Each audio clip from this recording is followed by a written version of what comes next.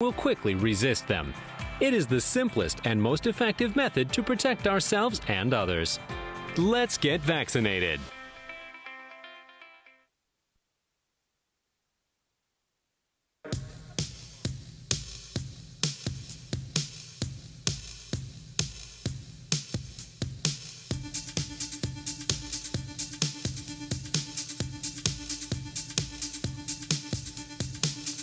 It ain't easy living this modern life. To take it sleazy, to keep it hella tight.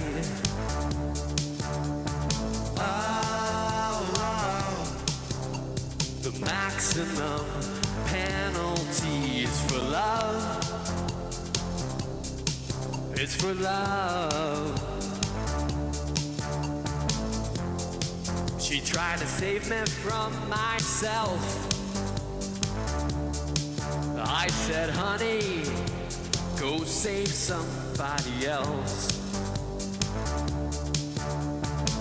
I can't breathe, cause I won't see you anymore, and I will be climbing up the Amazon, and that's on me. I gotta be an animal, and I'll concede I probably knew this all along.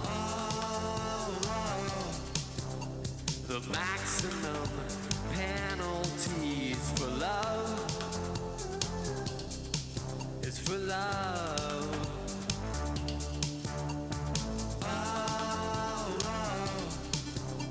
The maximum penalties for love is for love.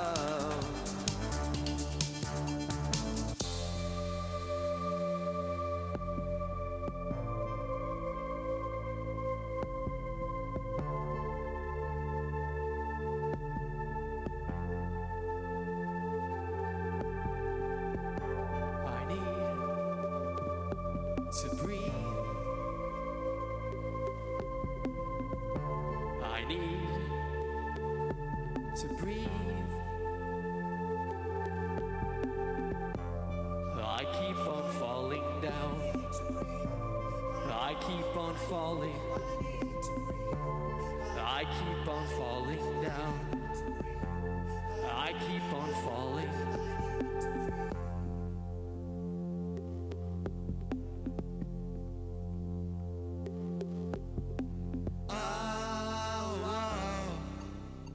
The maximum penalties for love. It's for love.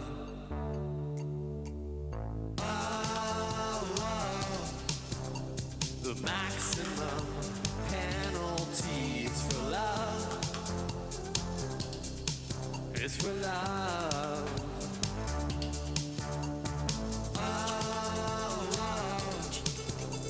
The maximum penalties for love. It's for love.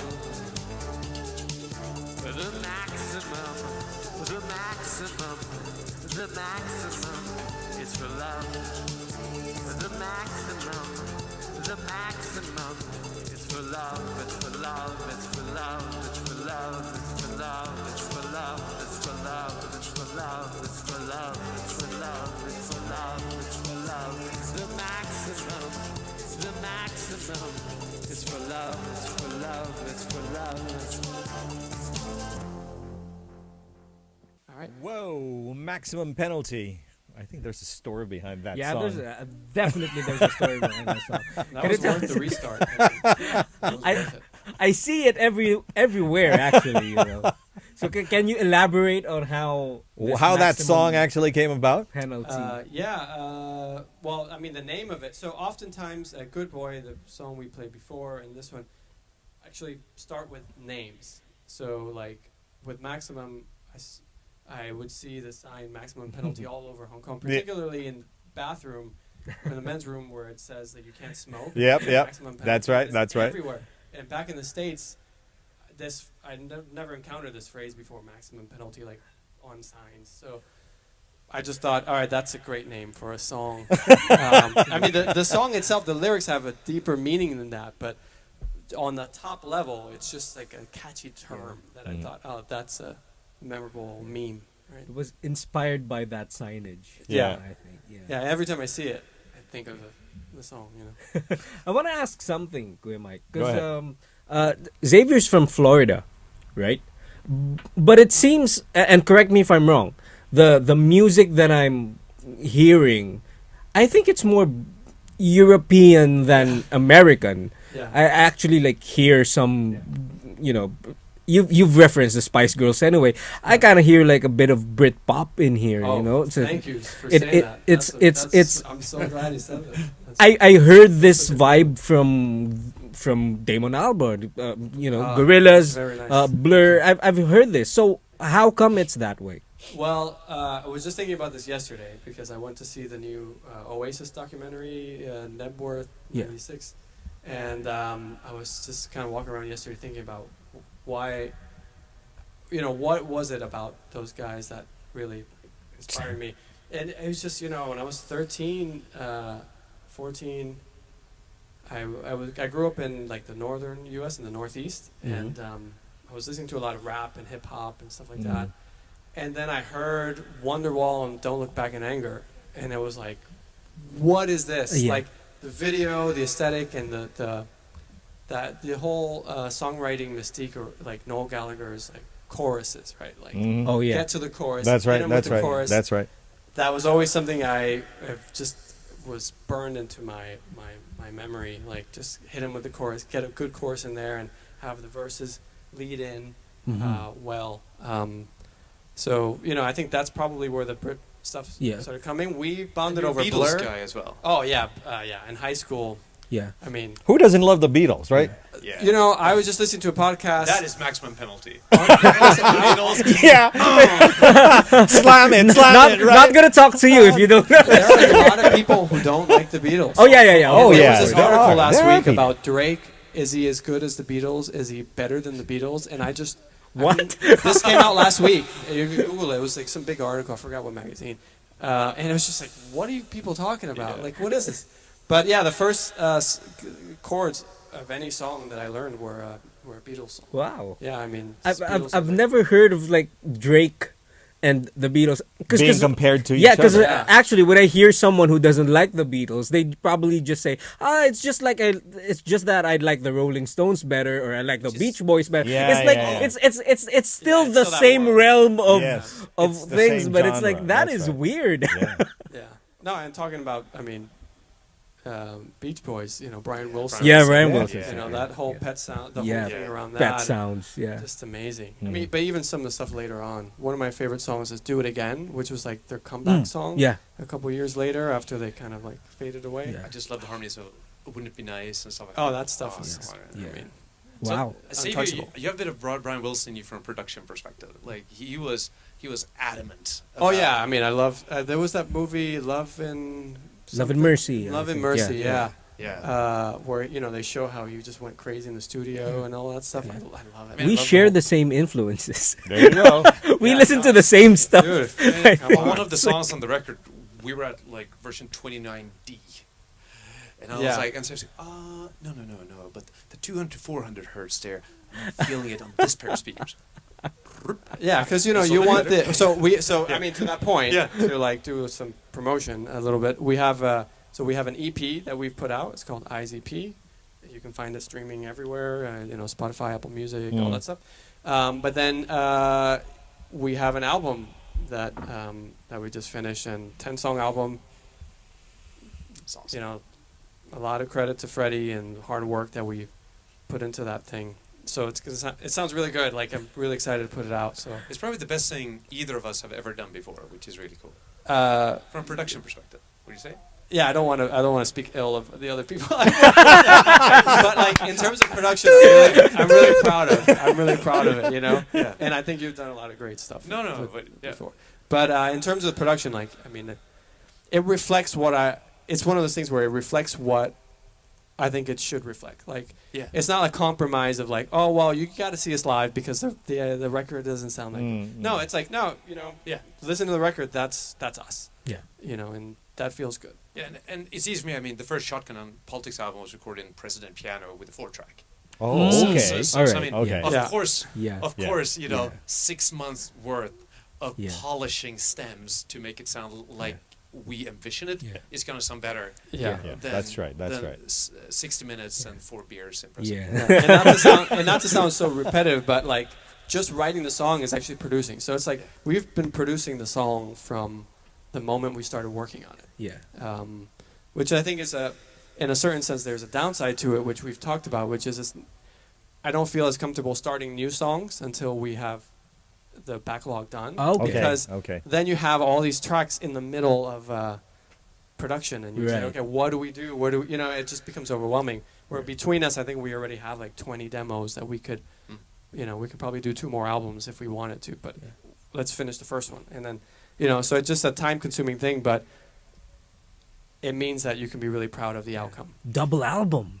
Maybe We maybe we're could. gonna hear some I like double that. album eventually, I like right? We Yeah. could. I like that. Yeah. But how do you see it now? Because I mean, the way music is played and released now depends really most not on the record company, because the record company has been bypassed now, pretty much, Oh. because you guys can lay the groundwork at any streaming platform as you want. I mean, of course, the more the merrier. The more streaming platform you air your releases, the better it is. So, how would you say it was? During your early years of being artists, to what it is now. Do you think that there's a much more cohesive way of trying to sort of, like we were just saying earlier, let's just concentrate on one first instead of releasing everything just without thought, right? It's challenging. I mean, I don't really know quite the answer to that. I mean, there's this easy access to put out your stuff on SoundCloud or make videos on your phone or whatever it is.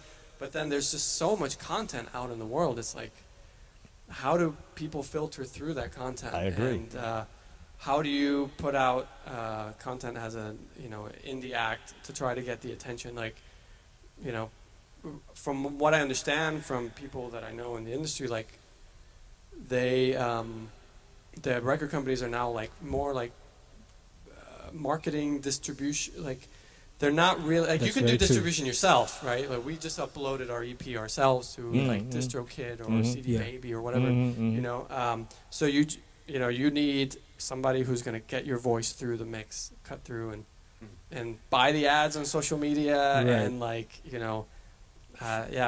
it's a little tricky, but at least we get to express the stuff that we wanted to. And recently somebody said to me, your songs need to be heard, should be heard, and should be shared. And it's not hard for us to do that. Yeah. It's just harder to get people to listen in the crowded landscape. Yeah. Well, I would always say, every time we do these shows with songwriters and indie artists, it doesn't matter if you have a big or small audience. If you could relate to 100 people, then that's your tribe, man. And this music, like I'm already a fan of the music, and it has an audience, and it will be heard, and it will be loved, and it will be shared. I think how would you say, what would your point be as far as releasing now on pretty much all streaming services? What Xavier was saying earlier, you actually got it spot on. The record companies now are just there, not because they're there before you were at the beck and call of the record companies, but nowadays they're just there to market it. They're sort of clinging on to the bandwagon while you take your way through whatever everyone's doing now through streaming services, right? That's what they normally do. And hopefully you'll be able to open up a certain thing like that tiny hole which you get, as like what Will was saying, that 100 people who really want your music. Right. So it's not anymore the quantity that you get. It's the quality of people listening to your That's tracks. true. Yeah. That is very Right. true. So if you put yourself into that situation, do you think that you're more of an advantage now, both of you? And where do you see yourself in the next 5 years? Question. I mean, I was gonna say when you asked the question before, when I was in Beijing, I played in bands there, and they they were signed to Tag Team Records. It was a guy from Sub Pop who moved to Beijing, and you got to talk to Matt. You got to know Matt, and and Matt was the guy. And then it goes on and on and on, right? Yeah. But that's also I think we've lowered in the way that anyone can make music, right? Which I think is healthy. Yeah. The more music that is made, the more quality we will have. Correct. Right. So I think that's really cool, and I think from a Love Parade perspective, I think a few of the things we bring to the table is what Xavier does, which is creating Instagram content, shooting videos for us, getting like models to do dancing in them, and all the things I have no idea about different 70s lens movements in his camera and stuff like that. That is just really cool, right? So, but I think as a band, you certainly benefit if you have both sides of that equation, both the music and the performative part, but also the video that surrounds the business sense of it all, Yeah. right? That's it. That carries it over. Well, let's move on with more. From Maximum Penalty, which you actually see everywhere in Hong Kong, with The Ice. Put it together right here on Words and Music. We've got Freddie and Xavier. And, of course, Love Parade. Take it away.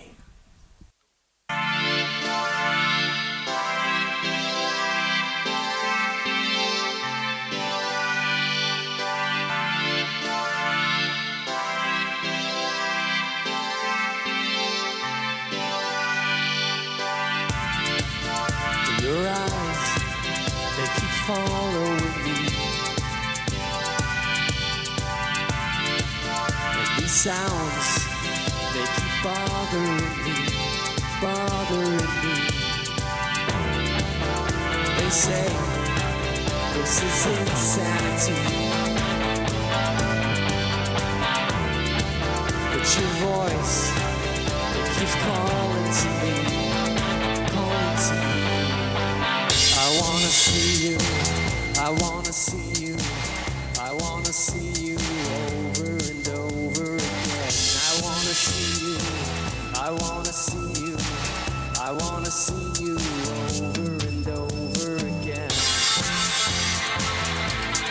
Over again. Over again. Over again.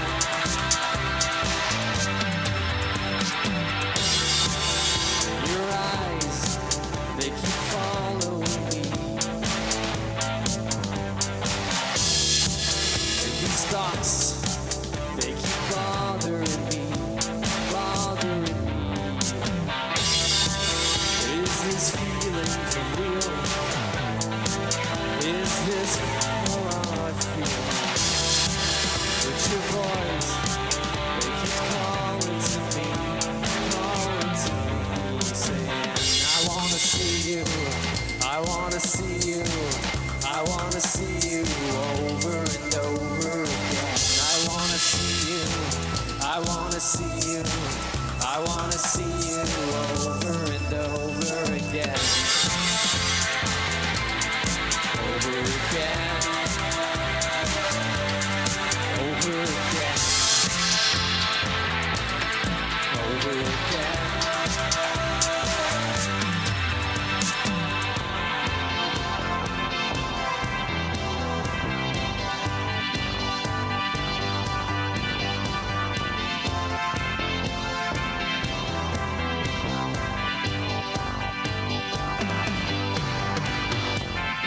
This is the kingdom we're gonna overthrow. This is the kingdom we're gonna overthrow. I wanna see you, I wanna see you, I wanna see you over and over again. I wanna see you, I wanna see you, I wanna see you over and over again. Over again. Over again. Over again.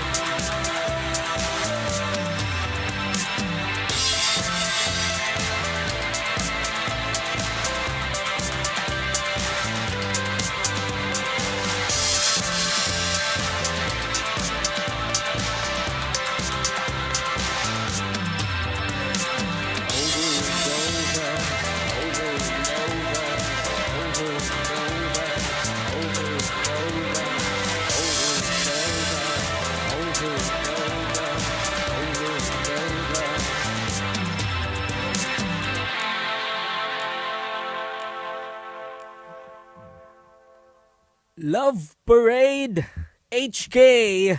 And you are with Words and Music. Michael Vincent and William Elvin here. This is good music. We've been hearing good music for almost an hour Yeah, now. almost an hour. Wow. And Well, the clock is ticking as we move on forward to our ending of the program. But don't forget, we're here every Wednesday from 10 o'clock all the way till 11 in the evening. And we're broadcasting live on Facebook, YouTube, our app, Metro Plus, available on the App Store and Google Play, and, of course, our free-to-air AM 1044. So what's up next with you guys? Any sort of gigs that are coming up? Nothing confirmed yet, but just people can keep an eye on Instagram, Instagram.com/loveparadehk. But keep an eye out. We have some music videos that we're putting out, and our album is done. So within the next few weeks, we'll know exactly how we're going to release that. So keep an eye out. We'll have a full-length 10-song album out. So it's just, but you already have you have something uploaded on Spotify, Apple Music. Yeah. They could already search for you. What do they search for? Love Parade HK? Yeah, Love Parade HK, Okay. and it's the Eyes EP. So it's that last song, the first song we played tonight, and this, if we have time for one more, this next Yeah. one. Okay. So it's 3 tracks. Well, thank you so much for joining us, and Thank we'll you. definitely want to get you back here for Definitely. the second album, which you're already thinking of. Yeah, It's already in the pipeline, right? Yeah, we're Okay, happy to there be you go. Back anytime. Thank you so much for having us. Thank you It's been so a pleasure. much. And the last song is entitled something Spanish, Es tu casa. Es tu casa, which means it's your house. Yes. Well, if it's your house, Metro Plus, add it up to that. Yeah. Okay, so we can see you soon again. Thank Take you. it away, guys. Thanks a lot.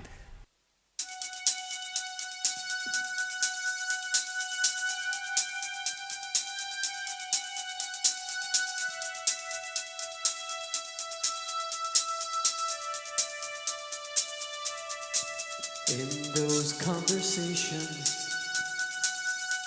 my reputation died. Refutation in complicated lies. In the evening, when the lights grow dim inside, I'll stop moving. I'll stop moving.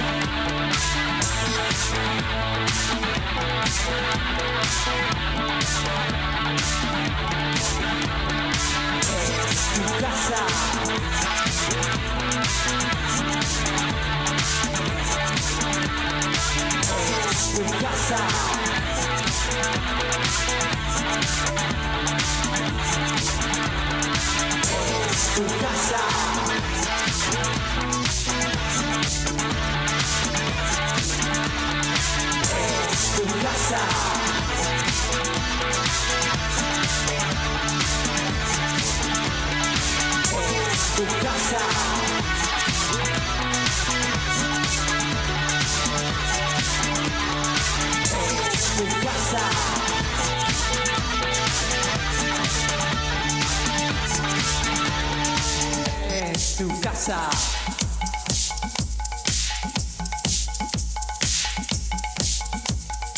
Es tu casa.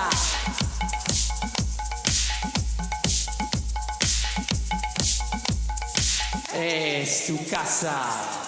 Thank you for having us, guys. Have a good night, everybody.